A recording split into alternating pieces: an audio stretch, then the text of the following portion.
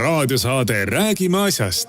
Eesti asjadest nii nagu need on, räägivad Mart ja Martin Helme ning nende huvitavad saatekülalised pühapäeviti kell 11.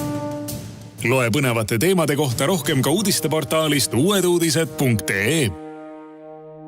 Tere tulemast vaatama ja kuulama saadet Räägime asjast. Me räägime asjast, nagu ikka, koos Mart Helme ja mina Martin Helme.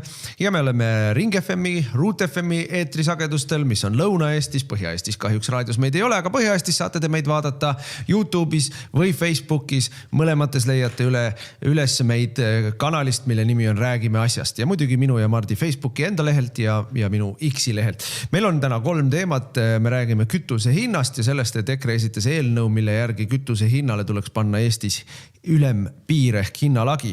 Siis me räägime sellest, kuidas me püüdsime Michalilt kätte saada järjekordselt arusaamist või selgitust sellest, et mida siis kavatseb valitsus teha, et kaitsta Eesti õhuruumi hulkuvate droonide vastu.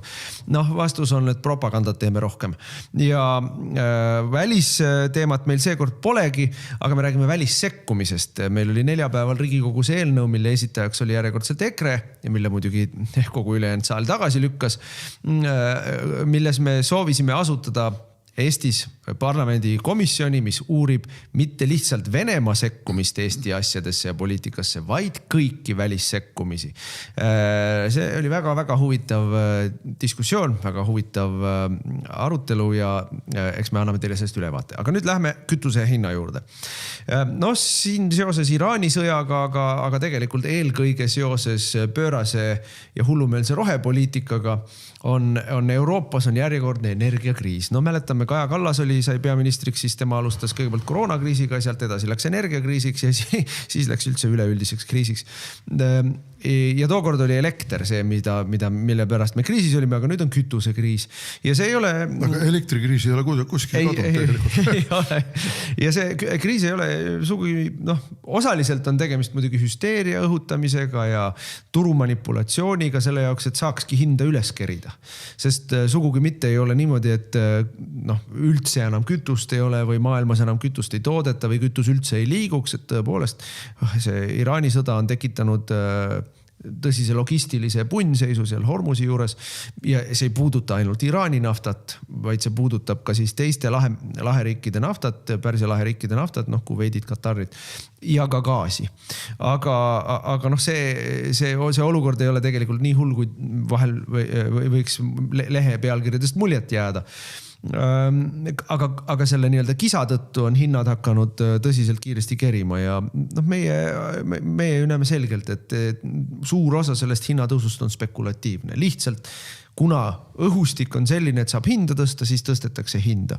Ja me tegime ettepaneku, et peaks tegema seaduse muudatuse. Mitte päris kommunismi me ei taha teha, et meil on plaanikomitee, kes kehtestab hinna ja ütleb, et niimoodi võite müüa, niimoodi mitte, et ikkagi püüaks turumajanduslike meetmetega seda asja lahendada. Ärme unusta ära, et üle poole posti otsas olevast hinnast on maksud.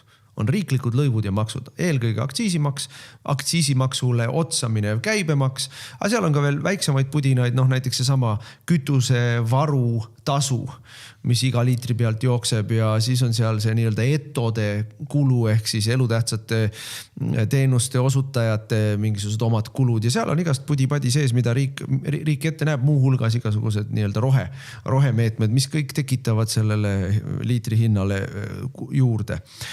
Ja meie ettepanek on, et on ülemlagi. See ülemlagi on, et üle 1,4 euro ei tohi olla diislihind ja ei tohi olla 95, bensiini 95 hind. Ja kui ta läheb üle selle, siis valitsus keelab selle ära või sealt üle ta ei lähe ja kütuse müüjatele maksab valitsus selle nii-öelda vahe kinni. Ütleme, kui läheb 1,6 peale, siis valitsus maksab selle 20 senti talle nii-öelda rebatina tagasi, et ta müüks ikkagi 1,4. Aga seal on 2 väga olulist nüanssi juures.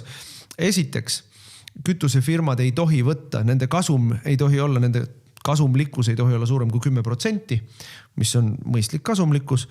Ja seda nii-öelda rebatti hakatakse maksma siis, kui nende kasumlikkus on langenud alla 5%.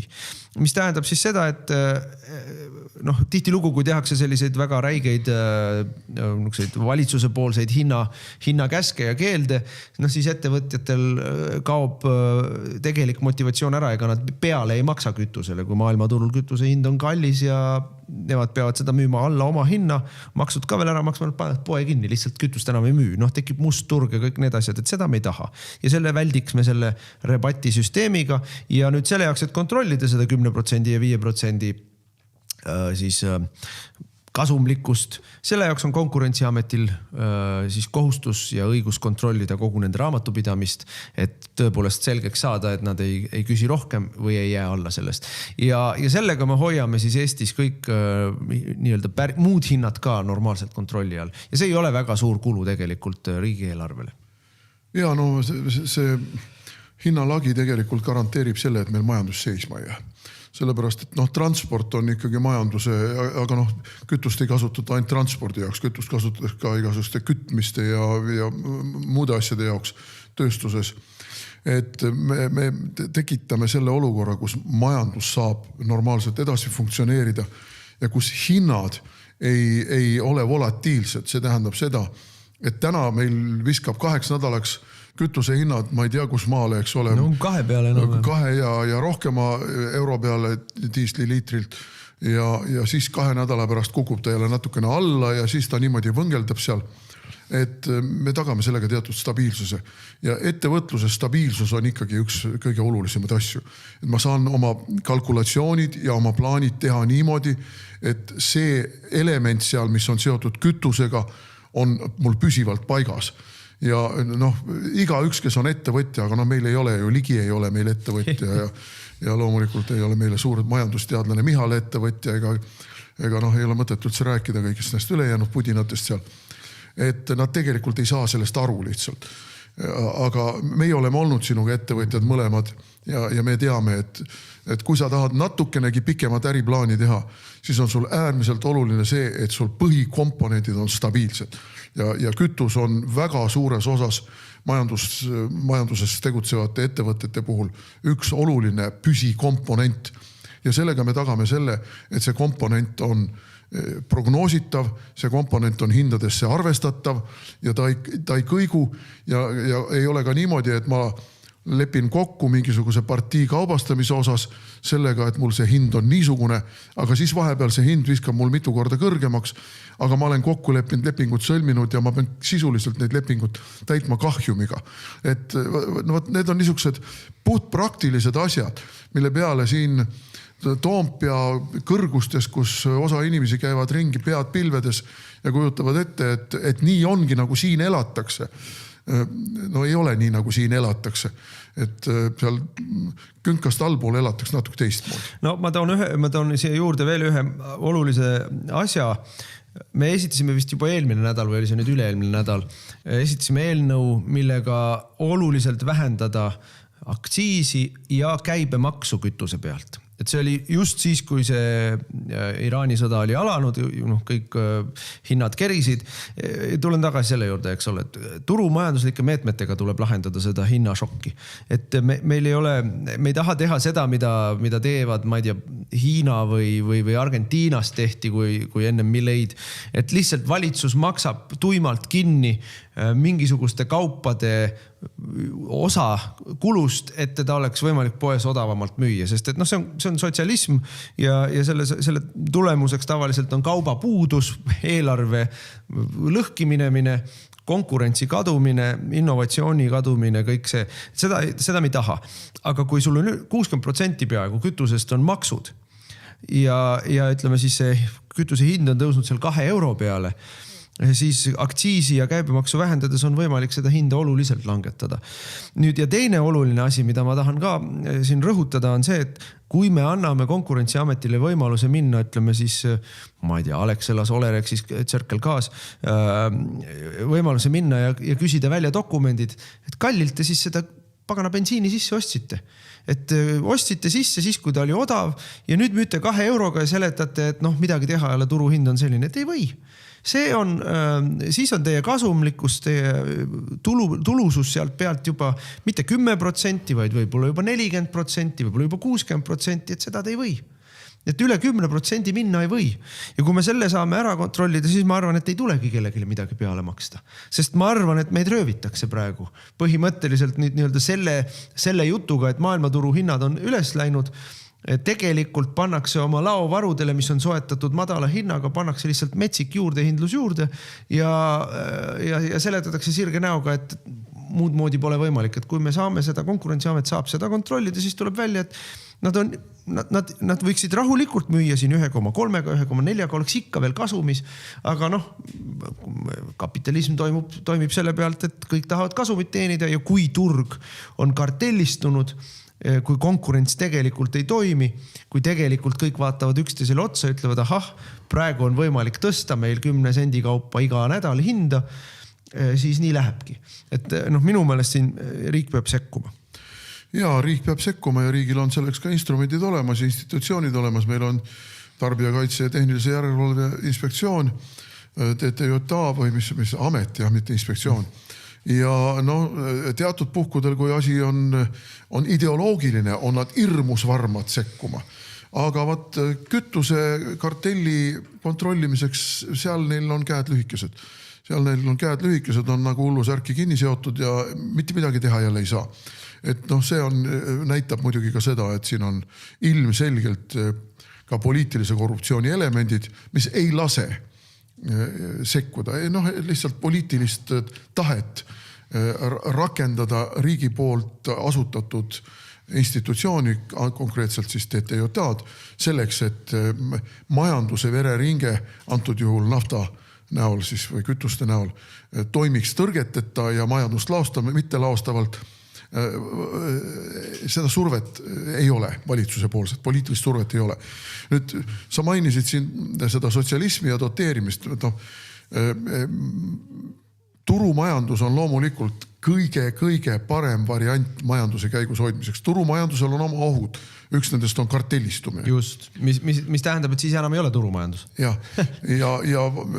see avastati juba 19. sajandi viimastel kümnenditel Ameerika Ühendriikides, kui tekkisid ka kartellid. Trustide nime all ja nende vastu hakati võitlema, sest sai selgeks, et need tekitavad oma kartelli kokkulepetega inflatsiooni ja laostavad majandust ja tõrjuvad konkurenti välja ehk teiste sõnadega hävitavad turumajanduse.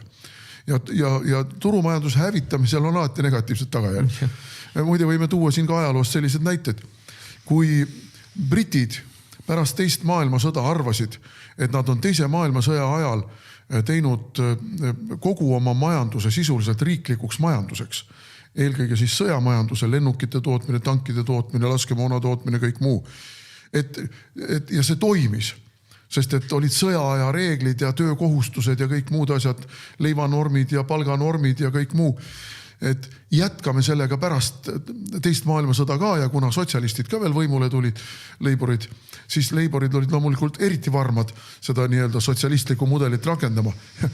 Mis oli selle tulemus? Selle tulemus oli see, et 50. aastate lõpuks Suurbritannia oli vaesem kui sõjas purustatud Saksamaa. Ja pankrotis sisuliselt. Sisuliselt pankrotis. Samal ajal kui Ameerika Ühendriigid ka kogu sõja vältel säilitasid turumajanduse ja olid suured riiklikud tellimused, aga riiklikud tellimused olid erinevatele firmadele, et hoida firmasid elus ja panna omavahel konkureerima. Et see firma pakuks riigile parema, ökonoomsema, vastupidama tankimudeli kui teine firma, kes oma mudeleid pakub. Ja tulemus oli see, et kui teine maailmasõda lõppes, siis see turumajandus, mida oli terve teise maailmasõja ajal käigus hoitud, paiskas Ameerika Ühendriigid maailma kõige võimsamaks riigiks. Sõna otseses mõttes paikas. Meie üritame praegu täielikku sotsialismi Euroopas ehitada ja Eestis veel eriti sõnakuulelikku sotsialismi. Ja, ma tuletan meelde ikkagi, kui meie olime valitsuses, me langetasime diisli hinda. diisliaktsiisi. Ja diisliaktsiisi langetamine oli tohutu võitlus. See oli tohutu võitlus mul Rahandusministeeriumi prognoosijatega, Rahandusministeeriumi planeerijatega. See oli tohutu võitlus. Opositsioon oli üldse sellele vastu, tollane opositsioon, reformierakondlased ja ega ka koalitsioonikaaslased olid hädas. Et nemad ei uskunud, et see toolab majandusele raha juurde, nemad ei uskunud, et see riigieelarvesse raha annab juurde. Ja Rahandusministeeriumi prognoosid näitasid, et kui me vähendame diisliaktsiisi, seal me mäletaks 16 senti liitri pealt või mis me vähendasime, et siis on riigieelarves auk umbes 80 miljonit. Tegelikult ei olnud. Tegelikult läks niimoodi, et riigieelarves oli küll diisliaktsiisi rea peal laekumiste vähenemine poole väiksem kui algselt ennustati. Rahandusministeeriumi prognoosides 80 miljonit, tegelikult tuli alla 40 miljoni alamlaekumine, aga kuna diislit hakati nii palju rohkem ostma, siis käibemaksu laekumine kompenseeris selle juba ise ja kuna transpordifirmad, nii bussifirmad kui rekkafirmad, neil tekkis rohkem raha, kuna kütusekulu oli väiksem, siis nad said palka tõsta inimestel. Ja palga tõstmine sektoris, ainuüksi selles sektoris, kus palka tõsteti, ehk siis transpordisektoris, tõi juurde tulumaksulaekumise ja sotsiaalmaksulaekumise, mis ületas oluliselt seda 40 või 38 või 9 miljonit, mis meil seal siis nii-öelda aktsiisirea pealt puudu jäi. Ehk lõppkokkuvõttes riigieelarve juba samal ajal võitis. Järgmisel aastal veel rohkem võitis. Nii et samal aastal oli ka veel plussis.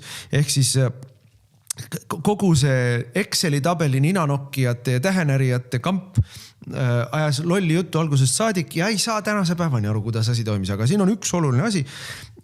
Meile ju tol ajal ka rääkis Reformierakond, kuidas kui te lasete nüüd aktsiisi alla, siis lihtsalt kütusefirmad panevad selle raha taskusse ja hind ei tule alla. Ja ma olin väga kursis selle võimalusega ja võtsingi kütusefirmad laua taha, ütlesin, et nüüd on niimoodi, et hind peab alla tulema. Ja kui ei tule, siis riik tegeleb teiega. Ja murdepunkt oli see, kui üks firma tuli ja ütles, et teiega, et meid ei pea üldse veenma. Et me teeme esimesel päeval kohe maksimaalse hinnalangetuse ära, sest me tahame turu osa võita juurde. Me tahame nende suurte arvelt saada autod enda tanklasse ja käibe pealt võita. Ja niipea, kui sul see üks firma, ta ei olnud kõige suurem firma, kui see üks firma oli selle ära teinud, teistel ei jäänudki midagi üle. See ongi see konkurentsi olulisus, millest me rääkisime, et kui konkurents ära kaob, siis on väga raske, hinda alla ei tule, aga kui konkurentsis on üks nii-öelda streigimurd ja üks kartelliväline, siis konkurents töötab. Nii et see kõik jutt, mida räägitakse meile või mida meile võidakse rääkima hakata, et ei, mitte midagi ei saa teha ja maksu ei saa langetada, et ainult riigieelarves jääb auk, kütusefirmad panevad seal tasku. See kõik on siis nii, kui meil on võimul sellised käpardid, nagu on Ligid, Sutid, Keldod, Michalid, siis tõepoolest on nii. Aga kui on võimul sellised inimesed nagu mina ja sina, siis kõik oli võimalik. No siin on mõtteviisi erinevused on niivõrd kolossaalne. Need on inimesed, kes on tegelikult nii oma mõttes kui südames täielikult loobunud igasugusest suveräänsusest, riigi suveräänsusest, majandussuveräänsusest, maksusuveräänsusest, nad on lihtsalt loobunud sellest ja vahivadki, pöidlaid keerutades lakki ja ütlevad, aga näed, rahvusvahelistel börsidel hinnad tõusid, me ei saa midagi teha. Loomulikult saab. Riik saab lõppkokkuvõttes kõike teha, kui tal on poliitiline tahe ja ta on suveräänne. Aga nemad ei ole suveräänsed ja neil ei ole poliitilist tahet ja peale selle on nad korrumpeerunud loomulikult.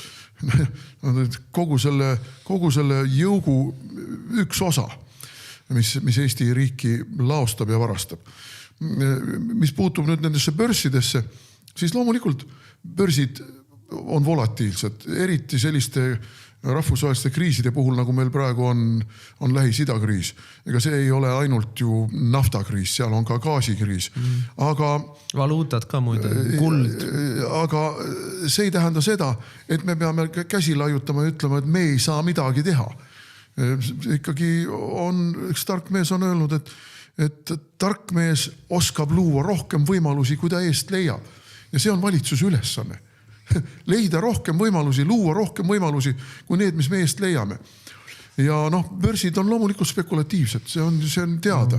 Börsidel keerutatakse olematut raha, et sellel olematul rahal tekiks mingi kate, siis kasutataksegi ära kõiki neid momente, kus mingisugune toore või mingisugune kaubagrupp või mingisugune teenus mingitel põhjustel ootamatult on võimalik kalliks ajada.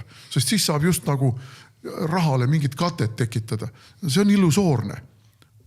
No ma tahan ühe asja siia veel panna, selle meie eelnõu üks väga oluline punkt on, et kuidas me seda teeme, et ega kui meie eelnõu ikkagi üks aspekt on see, et tõesti, kui hakkavad hinnad minema nii kõrgeks, et nad hakkavad, need kütusemüüjad hakkavad kahjumisse jääma, siis valitsus, kes praegu ju teenib pöörast lisaraha, kuna nafta hind on tõusnud, siis kütuse hind läheb tanklas ülesse, aga aktsiisi võetakse fikseeritud summa, iga liitri pealt on konkreetne fikseeritud summa, aga käibemaksu võetakse ju lõppsummast, sellest, mis see nii-öelda hind on. Ja kui hind on kõrge, siis käibemaksu tükk on ju ka suurem selles hinnas, ehk riigi laekumine suureneb. Et mida kõrgem kütuse hind on diislile ja bensiinile, seda rohkem riik teenib käibemaksuga raha. Ja selle tõttu, kui me nüüd selle hinnalae teeme ja selle rebati maksame, siis tegelikult riigieelarve ei kaota midagi, sest et ta nii-öelda maksab tagasi seda raha, mis hinnakasv on tekitanud. Nii et selles mõttes see ei ole sugugi mingisugune riiki pankrotistav asi, eriti kui me võrdleme Rail Balticu või tuulikutega või mingite taoliste asjadega või riigikaitse kuludega. Aga selles mõttes, mis on nagu oluline, et me ikkagi maksame, kui see olukord peaks sinna välja jõudma, siis me maksame oma eelarvest siiski mingisugust rebatti. See on Eesti maksumaksjate raha, mida me paneme sinna. Ja selle jaoks, et lätlased, soomlased, venelased, ukrainlased, ma ei tea, kes iganes, rootslased ei hakkaks meie juures tankimas käima odavamat kütust, mille odavamaks tegemine siiski võib minna maksma Eesti maksumaksjale. Selle jaoks on meil pandud eelnõusse reegel, et soodustust saavad või seda odavat kütust saavad osta ainult Eesti numbrimärgiga autod. Ainult Eesti numbrimärgiga autod. Kui oled lätlane, oled soomlane, kui oled rootslane või sõidad Ukraina numbriga ringi, siis võib kütuseda sulle müüa 2 eurost, 5 eurost, kuidas ta ise tahab. Et see punkt on meil seal ka sees. Oma turgu tuleb kaitsta, oma inimesi tuleb kaitsta, oma tarbijat tuleb kaitsta ja tuleb ära võtta see võimalus, et kõik ümberringi, terve muu maailm saab ka meie juurest odavat kütust nii-öelda meie soodustuse arvelt. No vaat selle peale ütlevad need samad ühispartei liikmed, seda ei saa teha. Direktiiv ei luba. Ja muidugi, et ei luba. Direktiiv ei luba. Direktiiv ei luba seda ka muide Ungaris, aga Ungaris tehakse niimoodi. Just täpselt. Ja see on jällegi suveräänsuse küsimus. Meil on Eestis praeguseks üha enam ja enam kriitiliseks küsimuseks muutumas suveräänsus. Ja see ei ole ainult poliitiline, vaid see on ka majandusliku suveräänsuse küsimus. Ja see, mida meie üritame teha praegu siin nende eelnõudega, küll siin toiduainete käibemaksu alandamisega ja kõige muuga, ongi tegelikult Eesti suveräänsuse tagasitoomine. Meie otsustusõiguse tagasitoomine meie oma valitsusele ja meie oma institutsioonidele. Raadiosaade Räägime asjast. Jätkame saadet, saate nimi on Räägime asjast räägivad Mart Helme, mina olen Martin Helme, siin arutasime just kütusest ja hindadest ja nüüd lähme hoopis teise valdkonda, see on droonid. No droonidest me oleme rääkinud nüüd vist juba 3. nädal järjest ja põhjus on väga lihtne, see on väga tõsine asi. See on väga tõsine asi ja ütleme siis julgeolekusituatsioon Eesti jaoks on järsult halvemaks muutunud.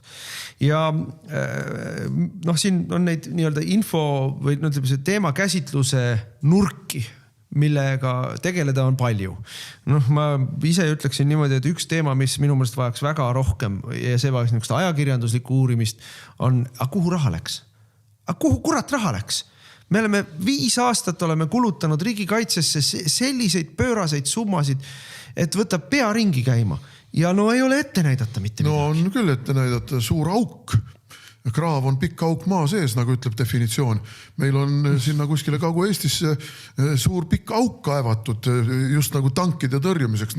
Mingisugune, see ei ole muidugi ilmselt see kõige suurem summa, mis on vaid. Aga see on näide sellest, kuidas me olukorras, kus me näeme väga selgelt, kuidas sõna otseses mõttes sõda on liikumas kosmosesse, õhusõjaks muutunud ja kosmosesõjaks muutunud, kus maismaa vägesid kasutatakse alles pärast seda, kui vastane on õhulöökidega, täppisraketilöökidega ja drooniparvedega purustatud.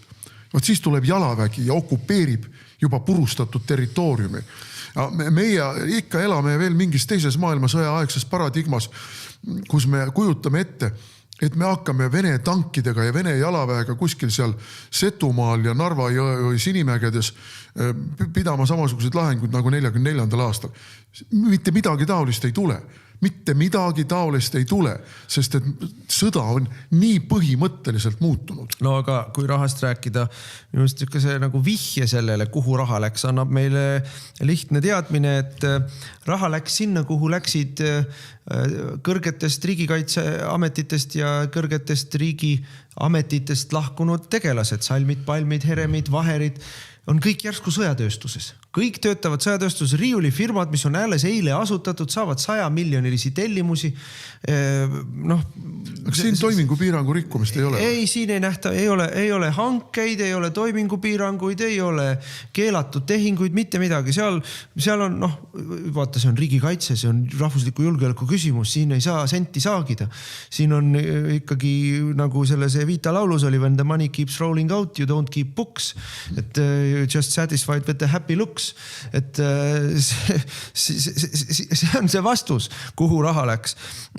Aga teine küsimus, rahast peaks ka rääkima, sest need on pöörased summad ja peaminister tuleb meile pulti ju. Inimestele tuleb väga selgelt öelda selle raha kohta. See raha on võetud teie taskust. Ja kui seda ei ole otseselt teie taskust võetud, siis teie taskusse jääb see raha tulemata. Ei võlg on, pöörane võlg on, pöörane võlg, mis on riigil tekkinud ja kerib edasi. Ma toon ühe näite. Ma siin kõnetuuri ajal ühel koosolekul rääkisin sellest, et nüüd tuli riigi rahandusministeeriumi rahandusprognoos välja, et järgmise aasta eelarve miinus defitsiit on 4,9% SKP-st. Et nii suur ei olnud miinus isegi koroona ajal, mida mulle siin kogu aeg süüks pannakse, et koroona ajal ajasime riigi pankrotti. Koroona ajal oli esiteks majandus järsult kukkus ehk SKP maht vähenes, mis tõttu see nii-öelda võetud laen oli protsendina ehk võrdluses oli suurem, aga sellega me tegime asju, mis panid majanduse järgmisel aastal plahvatuslikult kasvama, 8% majanduskasv oli järgmine aasta, eks ole, sellest rahast, see suur osa sellest rahast on tagasi ka tänaseks makstud juba. Aga nüüd ei ole nagu mingit põhjust selleks ja meil on aastast aastasse üle 4%, sel aastal 4,5%, järgne 4,9%. Mis see tegelikult siis tähendab? Tegelikult tähendab see seda, et riigi võlg on tänaseks päevaks viimase 5 aasta jooksul, kui mina rahandusministriks sain, oli alla 10%, nüüd on juba üle 20%, 23-4% ja selleks 3-4 aasta pärast veel kahekordistub ehk jõuab 40% peale. 40% SKP-st võlg. Seda tehakse mõne lühikese aastaga Eestis ja ainult Reformierakonna juhtimisel. Ja selle praktiline siis riigieelarveline mõju on, et kui mina olin minister, siis oli riigi võla teenindamine, puhtalt intressikulu, kui raha tagasi ei maksnud, lihtsalt intressi maksid, oli kuskil seal 25 miljonit eurot aastas. 20-25 miljonit eurot aastas, intressid olid maas ka väiksed, aga see oli 20 miljonit riigi eelarves on tudimudi. Kui me nüüd jätkame sellel kursil, kus me oleme ja jõuame 40% riigi võlani, siis on intressikulu. Võlga tagasi veel ei maksa, ainult intressikulu, ainult laenu teenindamise kulu 700 miljonit eurot aastas. 700 miljonit eurot aastas, ainult sellepärast, et Jürgen Ligi, Kristen Michal on saanud raha loopida relvatööstusele, tuuletööstusele, Rail Balticule, Ukrainasse, kuhu tahtsid. Ja see 700 miljonit on 2 korda suurem summa, kui on kogu meie kultuuriministeeriumi eelarve. Kõik meie teatrid, kõik meie muuseumid, kõik meie mingisugused kultuuriüritused võtavad 2 korda vähem aastas raha, kui on laenu teenindamine. Ja võime kõrvale veel ühe numbri panna, palju meile siis automaks aastas toob sisse, kõik, kes me maksame automaksu, kokku toob riigieelarvesse kusagil seal 200 miljoni ringis. Aga intressiteenindus selle varastamise pealt, see ei ole midagi muud kui riigi paljaks riisumine, millega tegeletakse praegu võlga võttes, on siis 700 miljonit. Nii et sellest rahast peaks rohkem rääkima, aga ma tuleks nagu selle drooniloo juures ikkagi selle põhiteema juurde ja see põhiteema on rahu. Ja põhiteema on see, et see, mismoodi valitsus käitub praegu, ohustab rahu. Ja ma küsisin siis Michalilt jälle nüüd selle nädala infotunnis, et kindlate kätte jutt on meil absoluutselt naeruväärseks muutunud, paremini kaitstud Eesti jutt on lihtsalt piinlik mula, samasugune mula nagu lugege mu huultelt või mis need loosungid neil olid. Et Eesti valitsus ei suuda kontrollida Eesti õhuruumi. Et see on nüüd meil nagu selge. Valitsus kinnitas ja meil on siin olnud julgeolekubriifid Tina Kambris, seal kinnitavad võllid ka meile, et riik ei ole lubanud ukrainlastel meie õhuruumi kasutada. Riik ei ole kooskõlastanud ukrainlastega nende droonide liikumist meie õhuruumis, et me ei luba ukrainlastel neid teha. Ja ometi nad siin lendavad. Riik ise kinnitab, need on Ukraina droonid. Ja siis ütleb, et need on mõningad eksinud ja see on venelaste poolt siia surutud ja vahet ei ole. See on kõige ebaoluline. Mida see meile ütleb, on see, et me ei kontrolli oma õhuruumi. Me ei ole võimelised neid nägema ja me ei ole võimelised neid alla tooma. Ja see tähendab, et me ei kontrolli oma õhuruumi. Ja sealt edasi ongi risk rahule, sest kui meie ei kontrolli oma õhuruumi, siis venelased ütlevad, et me hakkame ise teie õhuruumis neid asju alla võtma. Ja siis me olemegi sõjas. Aga venelased ongi öelnud seda, et nemad ei talu seda ja kui Eesti territooriumi kohalt lendavad läbi droonid, mis on sihitud nende territooriumil olevate sihtmärkide vihtes, nad hakkavad neid droone Eesti territooriumi kohal alla laskma. Ma ei tea, minu arvates me võime ju siis vaielda siin ja mingist propagandasõdasid pidada Venemaaga, et kas need droonid on meile sattunud siin Vene mingisuguse tõrjetegevuse tulemusena või mingil muul põhjusel. Ega vahet ei ole. Kui venelased hakkavad esialgu võib-olla Peipsi järve kohal, aga pärast ka juba meie maismaa kohal neid droone alla laskma, siis sisuliselt on ju venelased asunud sõjategevust laiendama meie territooriumile. Isegi kui me vastu siis ei tulista või ma ei tea, mingid tõmbame saba jalge vahel jälle järjekordse hääletu alistumise teeme, see ei muuda olukorda. Kui venelased juba hakkavad meie territooriumil midagi alla laskma ja meie siin näpsuus pealt vaatame seda, siis see ainult suurendab venelaste isu ja ütlevad, näete, siin nad nüüd on. Olid Venemaad vallutamas ja tükeldamas, põlvili surumas, aga nüüd, kui meie nende õhuruumis alla laseme Ukraina droone, siis on vait nagu sukad.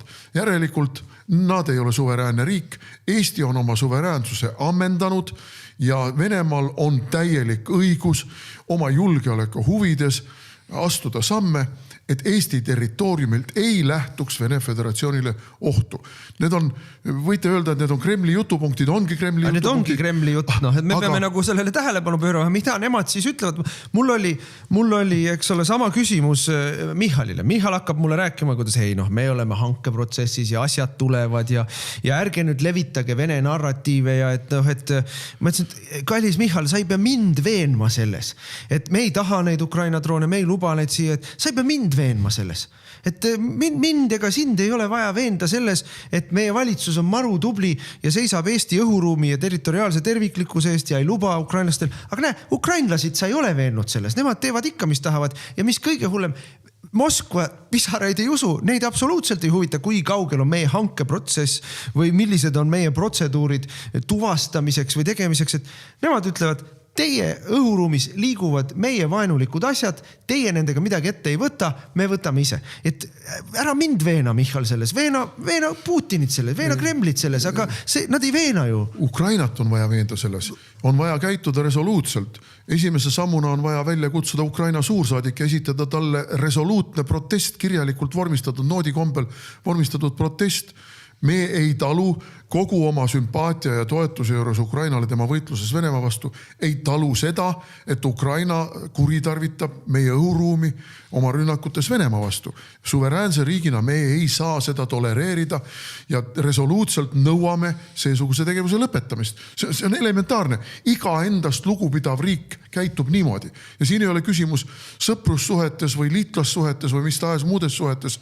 Siin on küsimus selles, meie kontrollime oma territooriumil territooriumil toimuvat ja ei luba seda kasutada nii, et see võib meid muuta konflikti osapooleks. Aga nüüd me oleme asja ivani jõudnud.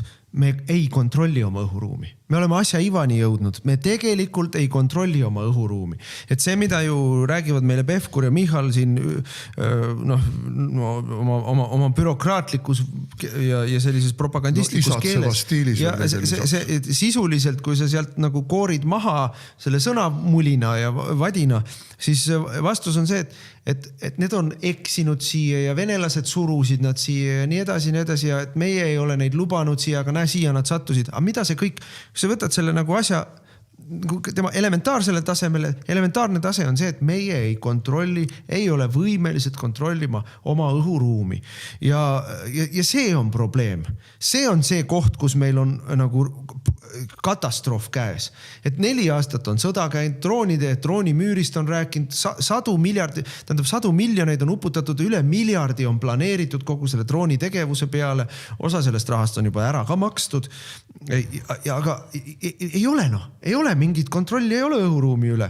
Ja see omakorda on siin väga selge poliitiline ju järeldus. Reformierakond, sotsid, Eesti 200, kes on valitsuses olnud viimased 3 aastat ja ennem seda veel 2 aastat Kaja Kallase ajal, on läbi kukkunud Eesti kaitsmisel, on läbi kukkunud riigikaitses, on läbi kukkunud suveräänsuse kaitsmises. Ei saa sellega hakkama. Ei saa hakkama sellega ka, mida edasi tuleks teha. Ei saa hakkama ka sõnumitega. Jälle, teevad propagandat riigi sisse. Meil ei ole vaja propagandat teha. Mind ei ole vaja veenda selles, et venelased on meile ohtlikud ja venelased on oma naabrite suhtes ohtlikud. Me kõik teame seda. Ja kui te teadsite seda, kogu aeg oleme teadnud, miks te midagi ei teinud? Raha olete kulutanud, aga tulemust ei ole. Ja minu meelest on veel lihtsam siit järgmine asi öelda.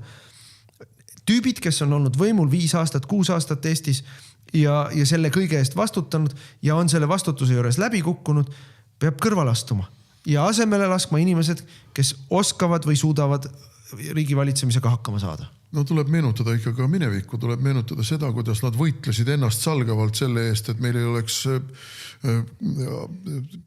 ajateenistuse armeed. Ja see oli ligi suur ettevõtmine. Ja kuidas nad on kinni pannud väeüksusi meil siin ja kuidas nad on ehitanud jõukohast riigikaitset ja missiooniarmeed ja mida kõike on tehtud. Missiooniarmee läbikukkumine sellise tegelikult Eestit kaitsa suutva jõuna on üks nende saavutusi. Jah, ma saan aru, missioonil käinud tublid poisid teenisid natukene rohkem raha. Mõni sai viga ka, tunnen kaasa. Mõni sai surma, aga põhimõtteliselt väga paljud mehed nägid selles ikkagi selle elukutse niisugust kuldsemat poolt, et natukene saab ka priskema palgapakki kätte. Et selles ei ole midagi, mida peaks halvustama, aga see ei saanud olla ainus Eesti riigikaitse tagav arengusuund ja muuga nad ei tegelenud. Laskemoonavarusid ei olnud, tehnikat ei muretsetud, soomustehnika ainult üksikud mingisugused väiksed hankekesed. Siiamaani Kaitsevägi sõidab ringi mingite 50 aastat vanade Saksamaalt ja Rootsist saadud, seal maha kantud omal ajal veoautode ja džiipidega. Kaitseliit on siis see viimane pära, kellele kõik see lappimiseks antakse, kui kaitsejõududele üldse enam ei sobi. Et te olete aastakümnete jooksul jätnud investeeringud tegemata ja nüüd praalite, kuidas nüüd me oleme tegemas. Aga teete küll, kuskile kavalantsu kaabusse topite seda raha, sest rahapuud me kuskil kasvamas ei näe. Ega ei teinud ka veel siis, kui sõda oli alanud Ukrainas. Meie ju tegime ettepaneku valitsuse viimase eelarve tegemise ajal õhutõrjet, sest me oleme siin nii palju korda rääkinud, õhutõrjet vaja ei olnud. Nüüd on see sama õhutõrje meil puudu. Nüüd ongi see sama õhutõrje, mida me tahtsime teha, ju meil puudu.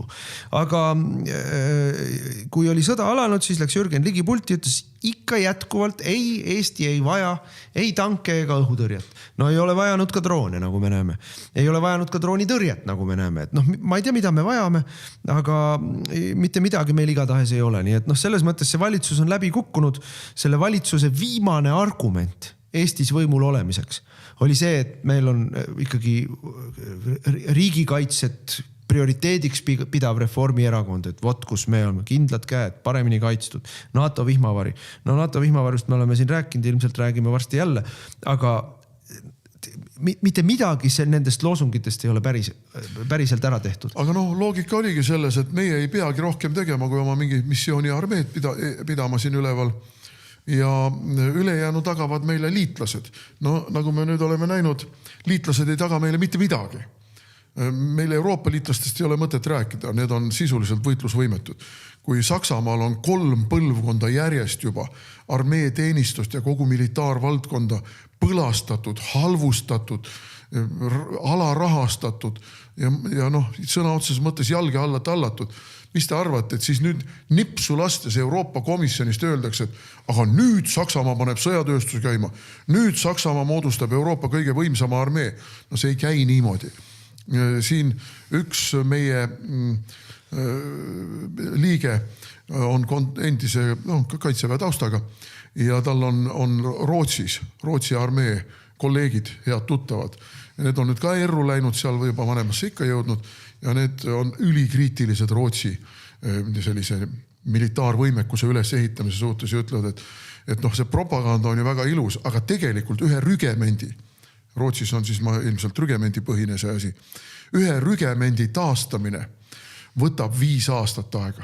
5 aastat ja ma ei tea, kui palju raha, aga 5 aastat, sest et see ei ole ainult see, et me ajame karjamehi kuskile kasarmusse kokku.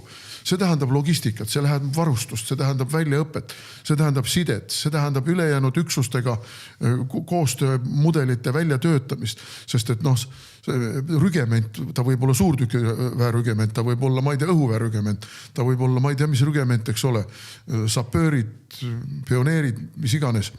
Et 5 aastat rügemendi võitlusvõimeliseks või opereerimisvõimeliseks muutmiseks. Ja nüüd me räägime umbes sellest, et 2 aasta pärast Euroopa on sõjaks valmis. Unustage ära. Ma ei ole näinud, et selle 4 aasta jooksul, mil Ukraina sõda on käinud, oleks tehtud ära neid, et need aastad oleks käima läinud. Et me alustame ikka ju täna veel nii-öelda nullist, aastast 0, mitte me ei ole 4. aastas sellest 5 aastast, vaid me oleme ikka 1. aastas, aga ma tahtsin nende liitlaste kohta öelda, et kurioosum, et kui meil siis need droonid siin lendasid, siis tõusid NATO lennukid õhku, aga varsti pidid NATO lennukid maanduma ka jälle sellepärast, et lennutunnid said täis ja siis ei saanud rohkem lennata, seal on veel üks, seal on ka puht tehniline probleem.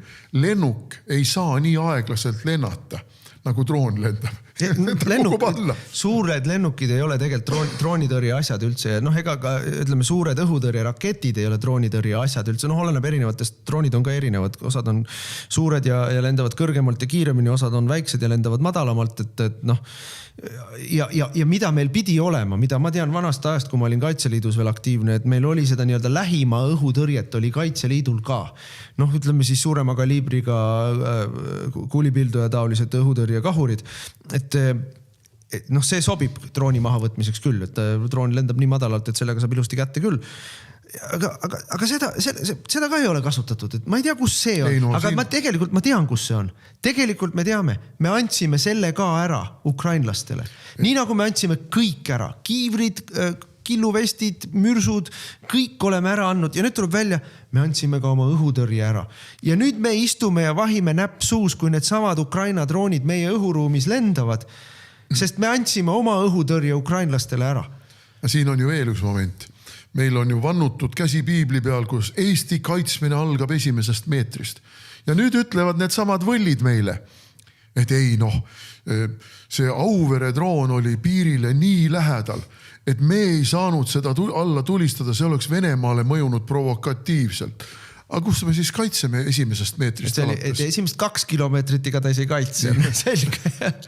Et teate, töötage siis Stratcomis ikka jutupunktid välja niimoodi, et nad omavahel vastu oleks. Neil on kõik välja töötatud. Aga üks teema on veel. See on ka elanikkonna teavitamine. Jumal. Mina olin ju see minister, kelle ajal algas see, et mismoodi me elanikkonna teavitame kriisiolukordades. Ja siis tuldi välja selle SMS-i teemaga ja mina ütlesin selle asja kohta kohe, et aga siin on ju väga selged kitsaskohad, aga kui meil side maha võetakse, SMS ei tööta. Et see on esimene asi. Aga teine asi on see, et kas meil on vaja kogu Eesti ulatuses kõiki inimesi alarmeerida. Kui meil praegu Ida-Virumaal on mingisugune kriitiline probleem, droon lendab ja plahvatab kuskil, kas meil siis Saaremaa ja Hiiumaa peavad ka olema alarmeeritud ja varjendisse pugema. Aga peale selle peab olema ikkagi selles teavituses ka näidatud, kuhu minna. Kuhu minna? Ja küll, elad oma talus.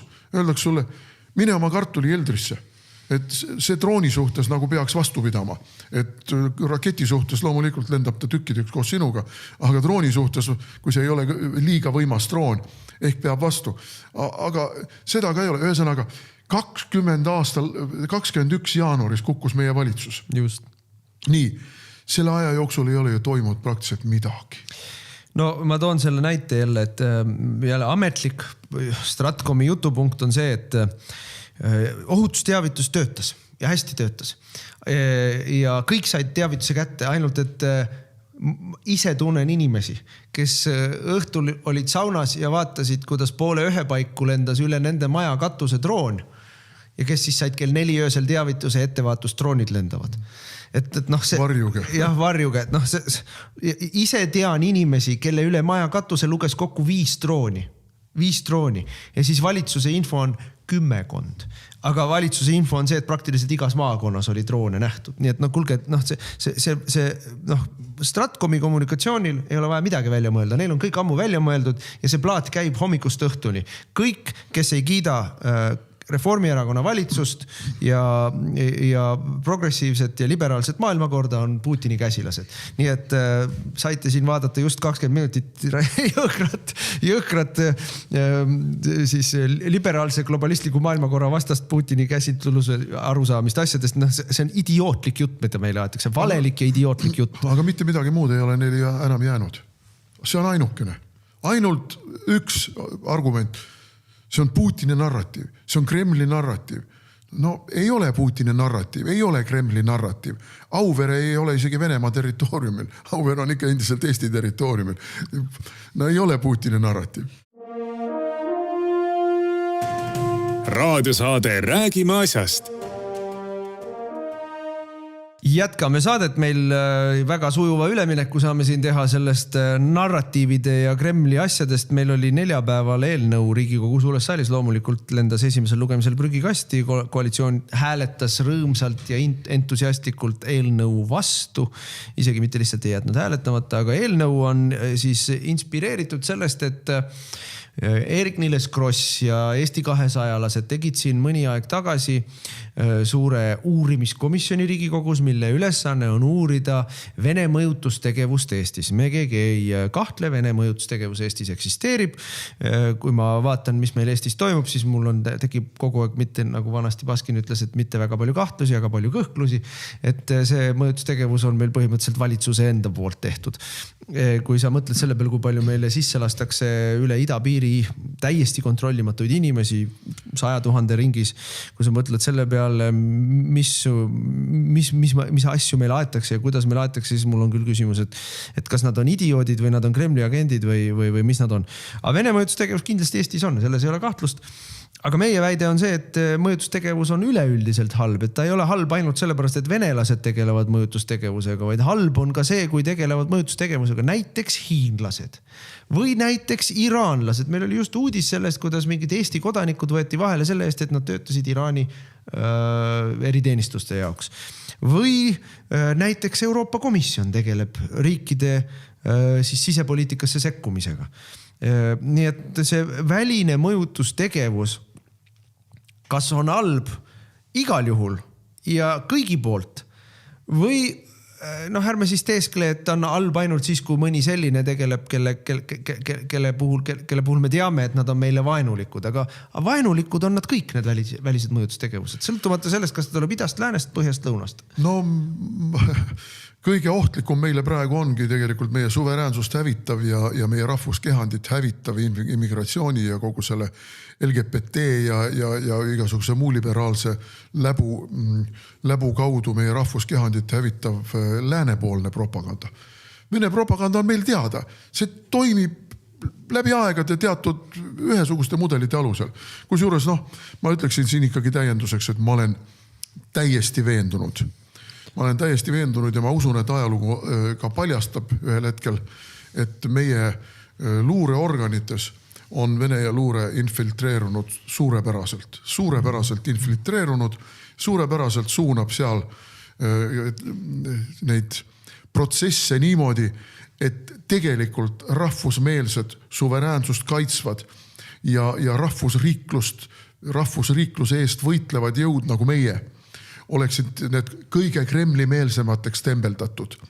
See on puhas Vene luure operatiivne niisugune käitumine. Iidne juba Ohranka ajast teada asi, KGB ka harrastas seda, et kui nad üritasid inimesi ära värvata ja inimesel jätkus iseloomu ja kangust mitte asuda koostööle KGB-ga, siis KGB lasi kibekiiresti laiali jutu, et ta on meie kaastöötaja. Ja. Et siis kui enda omaks ei saanud teha, siis tuli laimata, et ta on meie oma. Aga kõige sagedasemad koputajad olid töökollektiivides need, kes olid kõige rõõmsameelsevad nõukogude vastaste anekdootide rääkima. No ikka, jah. Viina võtmise juures alati hakati Vene vastaseid anekdoote rääkima ja meelitati siis teistelt inimestelt välja, mida nemad asjast arvavad. Hoiakuid, ja kuidas nad kaasa tulevad ja nii edasi, nii edasi. Nii et Vene luure tegutseb siin, väga edukalt tegutseb ja loomulikult tuleb ja selle vastu võidelda. Aga Eerik-Niiles Kross ja tema komisjon ei ole see, kes seda Vene luuret on võimeline ja tahteline isegi paljastama, vaid tema on ja tema ka koos need liberaalsed erakonnad on selle komisjoni loonud selleks, et enne valimisi panna uued Prigožini mingisugused narratiivid käima siin.